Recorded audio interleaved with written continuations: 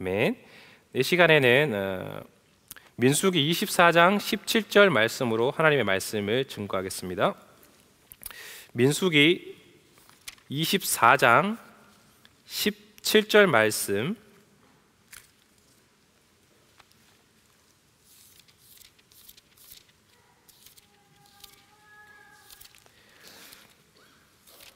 민수기 24장 17절 말씀을 한 목소리로 읽고 오늘 본문은 두 군데인데요. 마태복음 2장 2절에서 10절까지 말씀을 또 읽겠습니다. 민수기 24장 17절 말씀입니다. 제가 가진 성경으로 구약 성경 238쪽쯤에 있습니다. 네, 다 찾으신 줄 알고 한 목소리를 읽어보겠습니다. 시작. 내가 그를 보아도 이때의 일이 아니며 내가 그를 바라보아도 가까운 일이 아니로다. 한 별이 야곱에게서 나오며 한 규가 이스라엘에게서 일어나서 모압을 이쪽에서 저쪽까지 쳐서 무찌르고 또 셋의 자식들을 다 멸하리로다. 아멘. 네, 마태복음 2장입니다. 마태복음 2장 1절부터 12절까지 읽겠습니다. 마태복음 2장 1절에서 12절까지 읽겠습니다. 제가 먼저 읽고 여러분이 읽고 교독하겠습니다. 마태복음 2장 1절에서 12절까지 말씀입니다. 헤롯 왕 때에 예수께서 유대 베들레헴에서 나심에 동방으로부터 박사들이 예루살렘에 이르러 말하되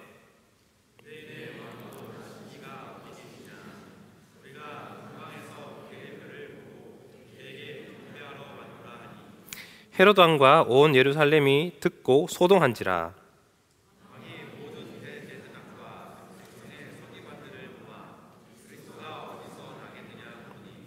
이르되 유대 베들레헴이오니 이는 선지자로 이렇게 기록된 바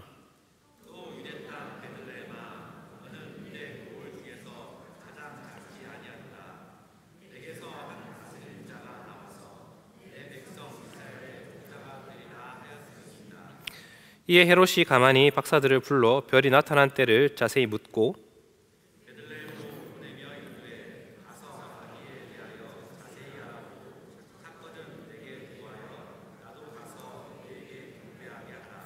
박사들이 왕의 말을 듣고 갈새 동방에서 보던 그 별이 문득 앞서 인도하여 가다가 악이 있는 곳 위에 머물러 서 있는지라. 집에 들어가 아기와 그의 어머니 마리아가 함께 있는 것을 보고 엎드려 아기께 경배하고 보배압을 열어 황금과 유향과 몰약을 예물로 드리니라. 그들은 꿈에 헤롯에게로 돌아가지 말라 지시함을 받아 다른 길로 고국에 돌아가니라. 아멘. 그리고 읽은 말씀으로 성탄, 실패하지 않는 하나님의 계획이라는 제목으로 하나님의 말씀을 증거하도록 하겠습니다.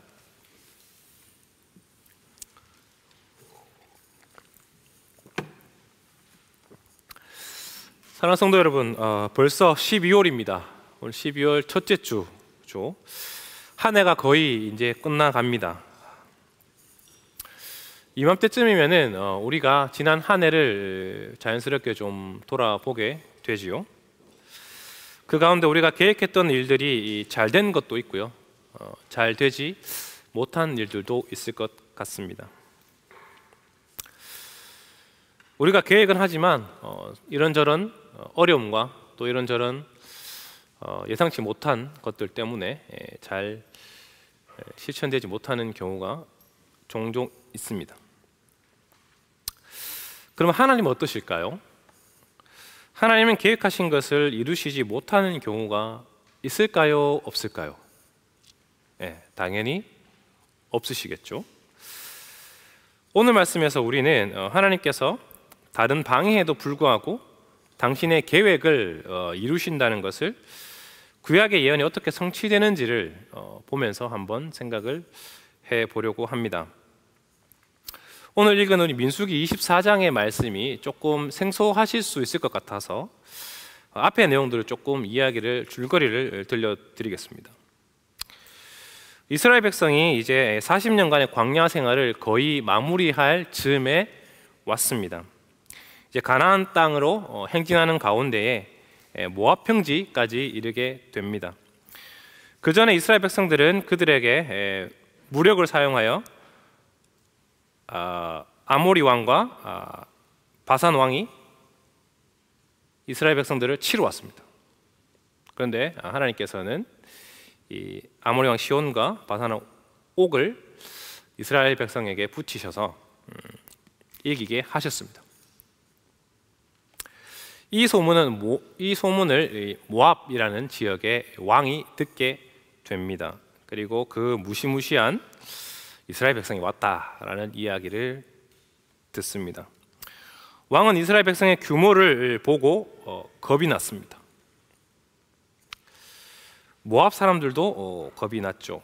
그래서 어떻게 했느냐면은 먼 곳에 있는 용한 점쟁이를 부릅니다. 점쟁이의 이름은 발람입니다.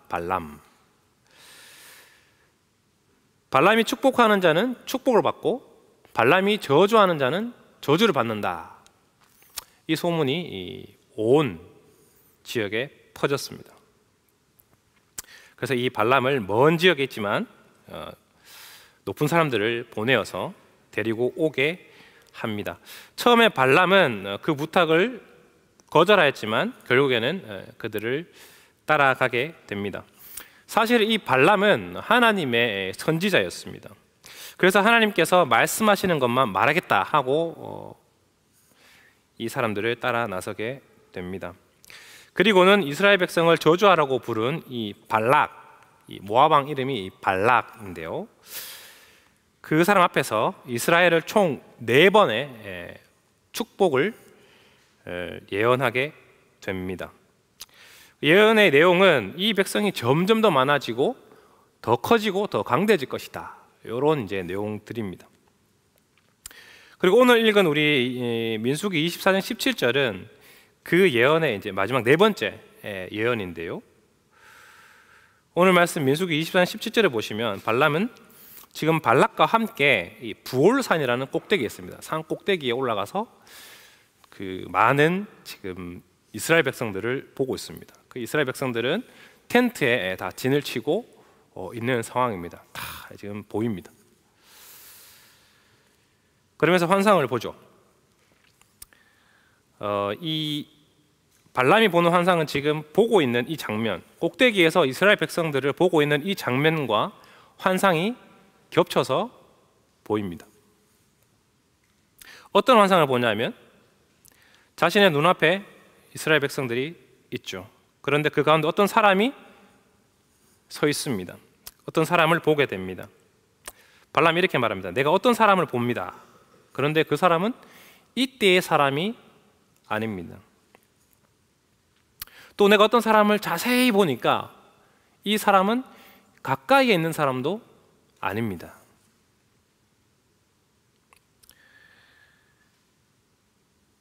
시간과 장소가 그곳이 아니라 먼 훗날 올 어떤 사람을 보고 있는 것입니다. 또 발람은 다른 것을 보게 됩니다. 어떤 별이 이스라엘 백성으로부터 나오게 되는 것을 봅니다. 또 한 규, 이 규라는 것은 제 이름이 은규인데요. 이 규, 바로 이 규자 한자로는 홀규자인데요. 바로 이 지팡이입니다. 왕이 왕권을 가지고 있는 상징하는 지팡이, 그것을 이 규라고 합니다. 그것이 보입니다. 여기서 보이는 이 별 그리고 이 지팡이, 이 규는 상징입니다. 어떤 상징이냐면은 지도자 혹은 왕을 상징을 합니다. 그리고 이어서 이 발람은 이 왕, 이 어떤 왕 같은 존재가 어떻게 한다고 하죠? 이스라엘 중에서 일어나서 모압을 이쪽에서 저쪽까지 쳐서 무찌르고 또 셋의 자식들을 다 멸할 것이다. 이렇게 말합니다. 모압은 지금 이 모압 왕 발람에게 부탁을 해서 이스라엘을 저주해 달라고 부탁한 사람입니다. 하지만 그 부탁과는 달리 결국에 이 사람, 그리고 왕권을 가지고 있는 이 사람이 모압을 쳐서 무찌를 것이다, 이렇게 예언을 합니다. 또 셋의 자손인데요, 이 성경에 보면은 셋이라는 사람이 나옵니다. 셋, 누구냐면은 바로 아담과 하와가 낳은 자식입니다. 우리는 가인과 아벨만 알죠. 그 다음에 셋을 잘 모를 수 있습니다. 가인이 아벨을 죽였습니다. 그리고 가인은 쫓겨나게 됐죠. 그리고 그 후에 아담과 하와에게 하나님은 또 다른 아들을 주셨는데 그 아들의 이름이 바로 셋입니다. 그렇다면 여기서 말하는 이 셋의 자손들이라고 했을 때는 모든 인류를 상징할 수도 있습니다.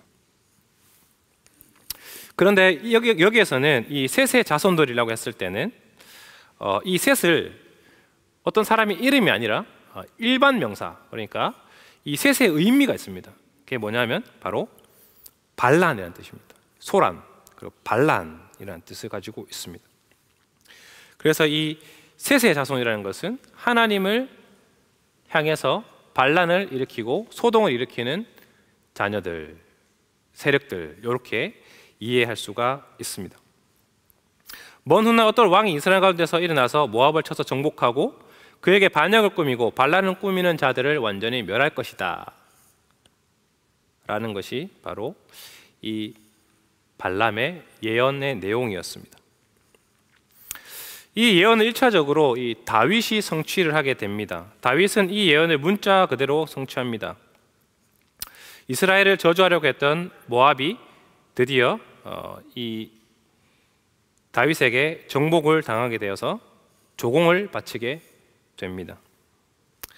발람의 메시지는 한마디로 말해서 이스라엘 백성, 하나님의 백성은 이 다른 나라의 어떤 방해에도 불구하고 왕적인 임무를 통해서 구원을 얻게 되고 더욱더 강력해질 것이다 라는 것입니다.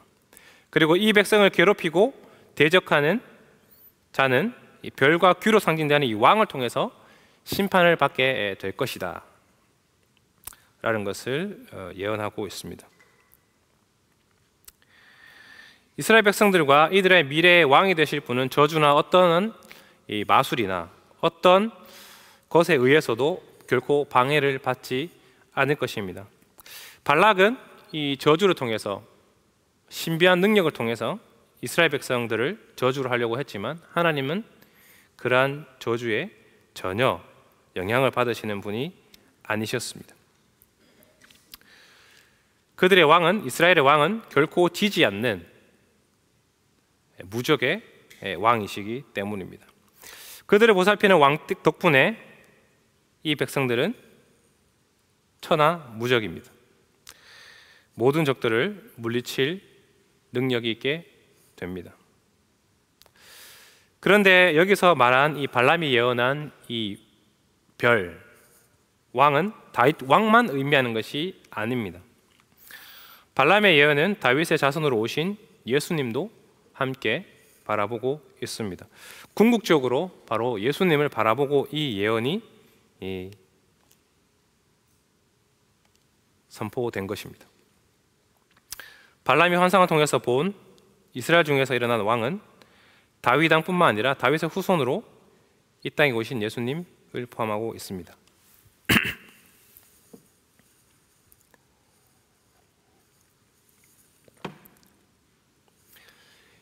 이 예언이 어떻게 신약에서 성취가 되는지 바라보는 것은 어렵지 않습니다. 우리가 읽은 마태복음 2장 1절에서 11절에 잘 나옵니다. 동방의 박사 세 사람이 하늘의 별을 보고 헤롯 왕을 찾아왔습니다. 그러면서 말했습니다. 유대인의 왕이 어디 있느냐? 이 동방 박사 세 사람은 점성술사입니다. 그들은 별을 연구하는 사람들이고 이 별이 왕의 탄생을 상징한다는 것을 알고 있었습니다. 그래서 어느 날 하늘에 뜬 이 독특한 별이 있는 것을 관찰하고 이것이 곧 유대인의 왕이 오실 것임을 알아차린 것입니다. 별이 곧 왕을 상징한다는 것을 이들은 알고 있었습니다. 그리고 그 별이 인도하는 곳으로 가서 그곳에 계시는 아기 예수님께 경배하였습니다. 하지만 헤롯은 어떻게 했습니까? 헤롯 왕은 예수님을 죽이려고 합니다. 헤롯 왕은 셋의 자손으로서 발란과 소동의 자녀로서 마태복음에서 드러납니다. 헤롯은 예수님을 죽이기 위해 아기를 무참히 죽이지만 그러한 방해에도 불구하고 하나님은 당신의 계획을 이루어 가십니다. 마치 발락이 발람을 통해서 하나님의 백성을 저주하도록 했지만 그 계획이 성공하지 못하고 오히려 백성을 축복하고 장차 오실 메시아를 예언하게 했듯이 헤롯이 하나님께서 참된 왕이신 예수님을 이 땅에 보내셔서 그분의 백성을 죄에서 구원하시고 사탄의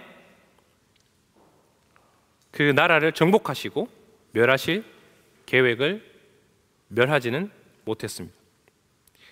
하나님의 계획을 방해하지 못했습니다. 예수님께서는 다윗의 왕으로 오셨지만 다윗보다 더 완전하게 하나님께 반역하고 소동하는 자들을 무찌르시기 위해서 이 땅에 오셨습니다. 다윗이 정복한 주변 왕국들은 이스라엘의 국력이 약해질 때에 이스라엘을 배반하고 다시 세력을 얻었습니다. 하지만 예수님께서는 하나님을 대적하고 반역하는 자들의 우두머리인 이 셋의 자손들의 우두머리인 이 사탄을 무찌르셨습니다. 예수님은 이 땅에 아기로 오셨지만 전능하신 왕으로 오셨습니다. 참된 왕으로서 그분을 대적하는 모든 세력들을 정복하고 심판하기 위해 오셨습니다. 그분은 이스라엘 중에서 오셔서 모든 인류를 다스리시고 평화와 안정을 주시며 하나님의 목적과 계획을 반대하는 모든 자들을 멸하시러 다시 오실 분이십니다. 그래서 요한계시록 22장 16절에서 예수님은 스스로 이렇게 말씀하십니다. 나 예수는 교회들을 위하여 내 사자를 보내어 이것들을 너희에게 증언하게 하였노라. 나는 다윗의 뿌리요 자손이니 곧 광명한 새벽별이라. 광명한 새벽별, 어두움을 물리치고 강한 빛을 내는 별로서 왕으로서 주님은 다시 오실 것입니다. 우리 주님은 스스로 요한의 환상을 통해서 당신께서 발람이 예언한 바로 그 별이심을 증거하셨습니다. 예수님은 약속된 무적의 통치자, 왕이십니다. 하나님을 반역하는 모든 세력들을 무찌르시고 당신의 백성을 지키시는데 실패하심이 없는 왕으로 이 땅에 오셨습니다.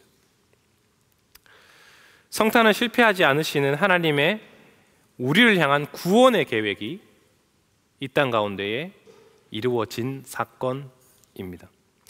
발람의 예언을 궁극적으로 예수님께서 성취를 하셨습니다. 그분이 이 땅에 오셔서 십자가에 죽으시고 부활하심으로 셋의 후손들, 하나님을 거역하는 모든 세력의 우두머리인 사탄을 정복하셨습니다. 사탄이 가지고 있는 가장 강력한 무기인 죽음을 죽음으로써 이기셨습니다. 사탄의 수하에 있던 우리를 구원하셔서 당신의 백성으로 삼아 주셨습니다. 이 예수님께서 저와 여러분을 부르셨고 그분을 왕으로 삼고 살아가라고 오늘 우리에게 말씀하십니다. 우리는 이미 패배한 사탄이 아직도 힘을 쓰고 있는 세상에서 살아가고 있습니다. 하지만 우리 주님께서 다시 오실 때에는 이 잔당들도 완전히 심판을 받게 될 것입니다. 그 전까지 여전히 이 땅 가운데는 셋의 자손들이 있습니다. 하나님을 거스르고 반대하는 세력들이 있습니다. 그럼에도 불구하고 분명한 것은 그 어떤 방해와 어려움도 우리를 향한 하나님의 계획을 막을 수는 없다는 것입니다. 우리를 향한 구원의 계획은 결코 실패하지 않으시는 하나님께서 완성하십니다. 승천하신 우리 예수님께서 다시 오실 때 그 모든 반대하는 세력들을 물리치시고 심판하시고 그리고 우리의 눈에 고인 눈물을 닦아 주실 것입니다. 아직까지 우리가 살아가는 세상에는 기독교를 박해하고 하나님의 말씀으로 살아가는 것을 방해하는 잔당들이 있습니다. 그 속에서 우리가 살아갈 때에 눈물 날 날도 있습니다. 놀림을 받는 날도 있을 것입니다. 아직도 그런 구시대적인 사고방식으로 살아가냐고 핀잔 아닌 핀잔을 받을 때도 있습니다. 때로 어떤 사람들은 교회에 다닌다는 이유만으로 그 사람을 싫어하고 좋지 않은 표현을 할 때도 있습니다. 그럴 때 우리는 주눅이 들 수도 있죠. 위축이 될 수도 있습니다. 하지만 오늘 말씀에서 분명하게 우리에게 가르쳐 줍니다. 그러한 저주들, 그러한 방해들도 우리를 향한 하나님의 사랑과 구원의 계획을 결코 방해할 수 없다라는 것입니다. 왜냐하면 우리가 신뢰하며 살아가는 우리 주 예수 그리스도는 만왕의 왕이시며 패하지 않는 부적의 왕으로 이 땅에 오셨기 때문입니다. 그리고 그분이 지금도 여전히 온 세상을 다스리고 계시기 때문입니다. 그분이 다시 오실 때에 세상의 모든 사람들은 그분이 참으로 왕이셨고 우리가 그분의 백성들이었다는 것을 인정할 수밖에 없을 것입니다. 이것이 하나님의 계획이고 하나님은 이 계획을 실패하지 않으실 것입니다. 12월이 되면 곳곳에 성탄을 축하하며 축제의 분위기를 풍기기가 시작을 합니다. 성탄 마켓도 열리기도 하고요. 성탄 트리도 보입니다. 성탄 트리 제일 꼭대기에 어떤 분들은 별을 올려놓기도 하죠. 아마도 이 동방 박사들이 별을 보고 예수님을 찾아간 것 때문에 그렇게 한 것일 것입니다. 그러나 이제 우리는 그 별을 볼 때 무엇을 떠올려야 하겠습니까? 바로 우리의 왕이신 예수님, 우리의 통치자이신 예수님, 발람이 예언한 바로 그 별로서 오신 분, 저와 여러분의 통치자로서, 온 세상의 통치자로서 지금도 하늘 위에서 다스리고 계시고 또한 강력한 새벽별로서 새로운 세상을 다시 여실 바로 그분을 기억하고 기다려야 하는 것입니다. 이런 하나님의 계획은 실패하지 않고 반드시 이루어짐을 믿고 우리 주님이 다시 오심을 기다리는 12월이 되었으면 좋겠습니다. 이 기간은 참된 왕으로서 통치자로서 오신 우리 예수님께 속한 저와 여러분들이 주인공인 시기입니다. 이 분위기를 넘어서 말씀에 근거하여 즐거워하고 감사하며 기뻐합시다. 발람이 예언한 바로 그분, 예수님께서 이 땅에 사탄의 방해에도 불구하고 이 땅에 오셨고 저와 여러분을 위해서 십자가를 지셨고 저와 여러분을 위해서 부활하셨고 저와 여러분을 위해서 지금도 하늘 보좌에서 중보하고 계십니다. 그리고 그분은 저와 여러분을 위해서 다시 오실 것입니다. 이 하나님의 계획은 결코 실패하지 않을 것입니다. 이 사실을 기억하시고 지금도 온 세상을 통치하고 다스리시는 우리 주님께 감사하며 우리 주님의 다시 오심을 기다리는 저와 여러분이 되시기를 주님의 이름으로 부탁드립니다. 아멘. 이 시간에 함께 성찬식을 거행하겠습니다.